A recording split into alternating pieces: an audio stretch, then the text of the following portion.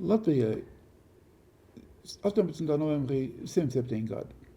Latvija ir ne tikai visa lielā Latvija kopā, Latvija ne tikai zeme un Latvija ne tikai IKP, Latvija ir arī Latvijas novadi, bagāti, kultūru, zemes bagātībām, mežiem, arhitektūru, bet galvenais ir cilvēkiem.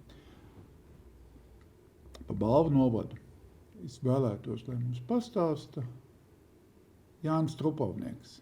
Un Jānis Trupavnieks kā Balvu novada domas priekšsēdētājs, kurš ir dzimis, audzis un strādājis visu mūžu Balvos, vislabāk varētu izstāstīt, ko nozīmē Ziemeļlatgale.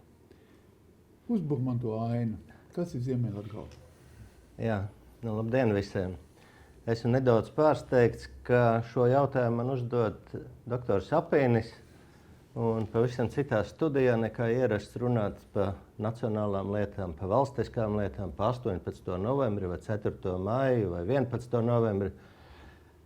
Kas tad īstenībā mēs esam paši, gan Pēteris, gan Jānis, cilvēki, kuri auguši, dzimuši Latvijā, un katram ir bijusi sava vieta, kur ir iet skolā, kur ir uzsāktas darba gaitas, un caur to mēs jau šo savu arī pārliecību par Latviju, par piederību, īstenībā vismaz esmu tā arī guvis.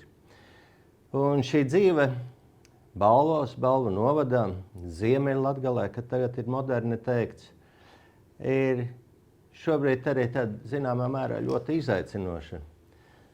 Jo austrumu pierobeža ar Krieviju, ar to, ka Krievija karo Ukrainā, ka tur ir nemieris, ka tur mirst cilvēki, arī mums, cilvēkiem ir iekšējais tāds satraukums. Un meklējam viens pie otra atbalstu, runājot, spriežot, klausoties ziņas, uzdodot arī jautājumus atbildīgām amatpersonām, vai tas ir aizsardzības ministrijā, vai tas ir satiksmes ministrijā, vai arī, premjera līmenī. Mēs saņemam daudz atbildes un arī gūstam iekšējo pārliecību, ka tā Latvija, neskatoties, kur viņa ir, vai tā ir austrumpierobeža, vai tas ir rietumkrasts, ka mēs varam justies pietiekoši droši. Un tādu pārliecību mēs Latgalē un Balvu novadā arī dzīvojam. Šogad ir rudens, varbūt nav īsti pateicīgs zemniekiem šis viss vasaras periods bijis, kad ir daudz lietu, ka tīrumi ir pārmirkuši, bet mēs strādājam. Kombaini druvām, cilvēki pietiekoši smaidīgi un apņēmīgi, un viņi nesūdzās. Viņi nesūdzās par to, ka ir varbūt kaut kāda grūta laika, ir kaut kāda grūta pārdzīvojumi, kad ir jauni izaicinājumi, bet caur jebkuriem izaicinājumiem cilvēks jau dzīvē iet uz priekšu, attīstās, un iespējams, ka viņš gūst jaunas uzvaras un sasniedz jaunus mērķus. 1. septembrī Balvu sākumskolā mācības uzsāka 83 pirmklasnieki. Rekordliels skaits. 4 klases, nepieredzēti. Pie pilsētas, kur ir 6000 iedzīvotāji, un pie novada, kur ir 17,000 iedzīvotāji kopumā.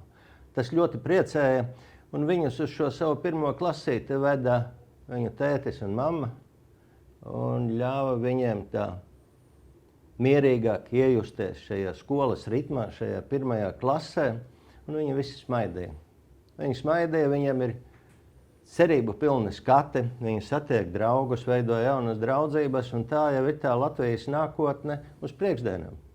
Jo, ja mēs būsim ieguldījuši bērnos, ja mēs būsim devuši viņiem pienācīgu izglītību un iespējas, neatkarīgi no tā, kur viņš ir dzimis, kur viņš ir audzis, vai tā ir galvaspilsēta, vai tas ir pierobežas novads, viņš noteikti būs noderīgs mūsu valstī, viņš noderīgs būs saviem vecākiem vecumdienām, jo būs vienkārši atbalsts, un viņš veidos savu ģimeni pārticībā un tādā laimē.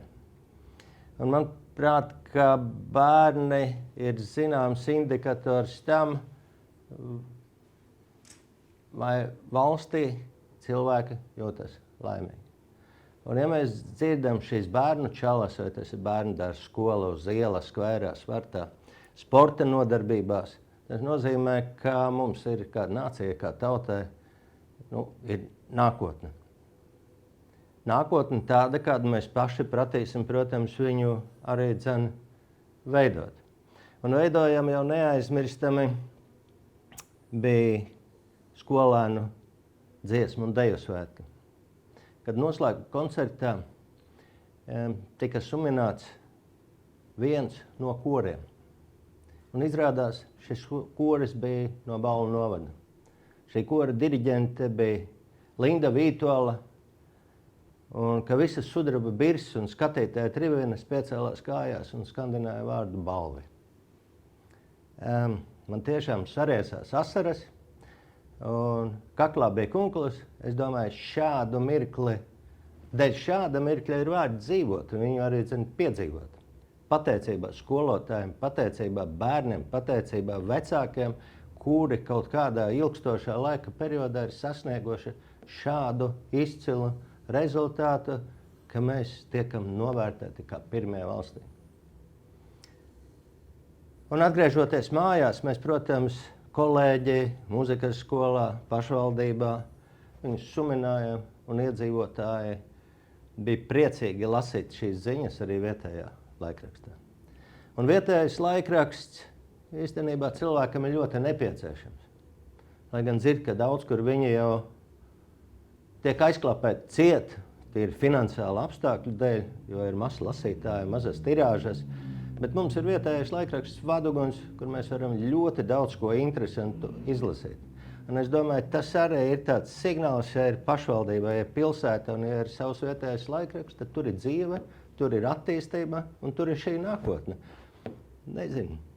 Man šķiet, ka mēs tur dzīvojam saticīgi un laimīgi. Un neskatoties to, ka it kā esam pierobeža, bet esam viens no latviskākajiem novadiem valstī. Mums ir dziļas kultūras tradīcijas, mums ir nemateriālās kultūras centrs Upīte, mums ir šie kori, izcils muzikas skolas orķestris un tautas orķestris Balve. Mēs esam ar to bagāti. Un mēs ar savu bagātību lepojamies un nekautrējamies teikt labus vārdus un atzīties, ka mēs nākam no Balvēm, no austrumu pierobežas, no Ziemeļa Latgales, un pie mums saule uzlec pirmajām. Paldies! Paldies, tev par stāstījumu!